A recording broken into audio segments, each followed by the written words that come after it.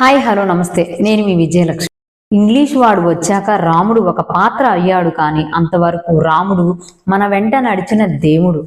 మన విలువల్లో వ్యక్తిత్వంలో పడిపోకుండా నిటారుగా నిలబెట్టిన ఆదర్శ పురుషుడు. మనకు మనం పరీక్ష పెట్టుకొని ఎలా ఉన్నామో చూసుకోవలసిన అర్థం రాముడు. ధర్మం పోత పోస్తే రాముడు, ఆదర్శాలు రూపు కడితే రాముడు, ఆనందం నడిచి వస్తే రాముడు, వేదోపనిషత్తులకు అర్థం రాముడు, మంత్రమూర్తి రాముడు, పరబ్రహ్మం రాముడు. ఎప్పటి త్రేతాయుగ రాముడు ఎన్ని యుగాలు దొర్లిపోయాయి, అయినా మన మాటల్లో చేతల్లో ఆలోచనలో అడుగడుగున రాముడే అని చెప్పుకోవచ్చు.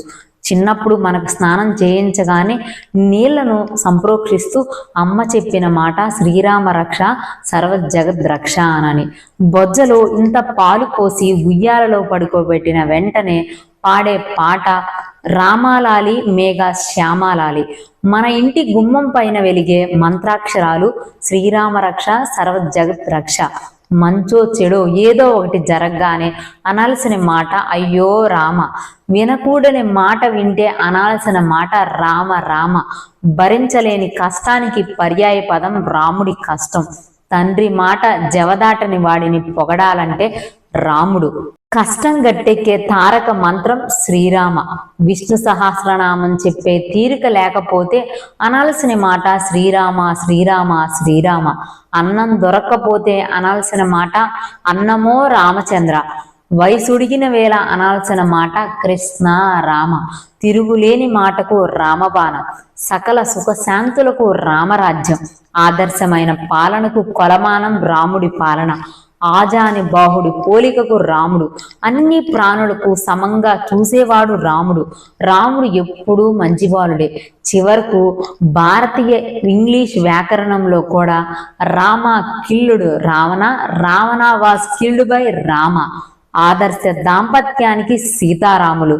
గొప్ప కొడుకు రాముడు. అన్నదమ్ముల అనుబంధానికి రామలక్ష్మణుడు. గొప్ప విద్యార్థి రాముడు. వశిష్ఠ విశ్వామిత్రుడు చెప్పారు. మంచి మిత్రుడు రాముడు గుహుడు చెప్పాడు. మంచి స్వామి రాముడు హనుమంతుడు చెప్పాడు. సంగీత సారం రాముడు రామదాసు త్యాగయ్య చెప్పారు. నాలుక మీద తాగాల్సిన నామం రాముడు. కళ్ళున్నందుకు చూడాల్సిన రూపం రాముడు. నోరున్నందుకు పలకాల్సిన నామం రాముడు. చెవులున్నందుకు వినాల్సిన కథ రామాయణం.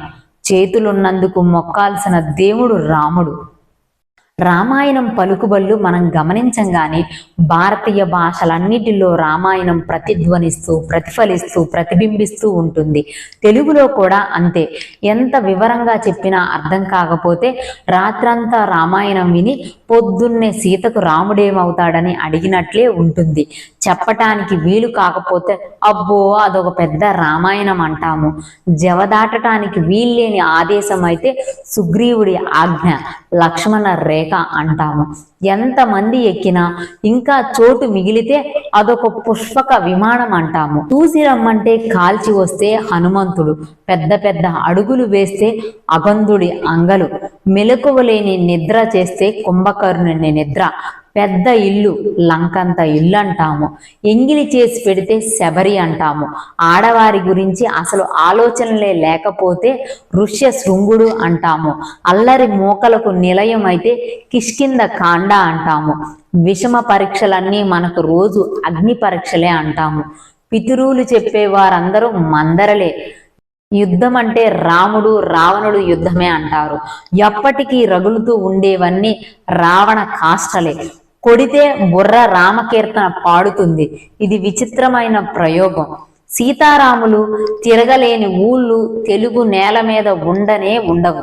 బహుశా ఒక ఊళ్ళో తిండి తిని ఉంటారు, ఒక ఊళ్ళో పడుకొని ఉంటారు, ఒక ఊళ్ళో బట్టలు ఉతుక్కొని ఉంటారు, ఒక ఊళ్ళో నీళ్లు తాగి ఉంటారు.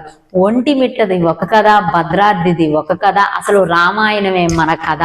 ఒక దేశానికి ఒక జాతికి తనకంటూ సొంతమైన అస్తిత్వం అనేది ఉంటుంది.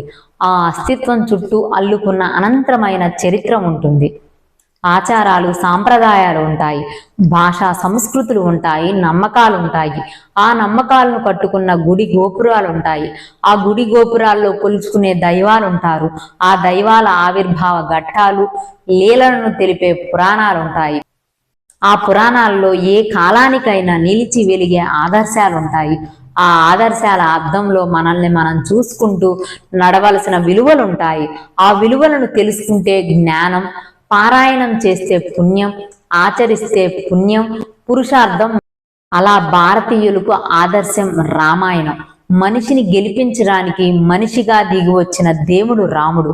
పారాయణ గ్రంథం రామాయణం. చూశారు కదండి. మా స్టోరీ కనుక నచ్చినట్లయితే లైక్ చేయండి, షేర్ చేయండి, సబ్స్క్రైబ్ చేసుకోండి. ఇప్పటి వరకు నేను చదివిన స్క్రిప్ట్ అయితే రాసిన వారు పమ్మిడికాళ్ళ మధుసూదన్ గారు. వారికి ధన్యవాదాలు తెలుపుకుంటూ ఇంతటి ఆదర్శవంతమైనటువంటి రాముడు గురించి చాలా గొప్పగా రాశారు. దాన్ని వీడియో రూపంలో చెప్పడం చాలా ఆనందదాయకమని తెలియజేస్తున్నాను. నమస్కారం.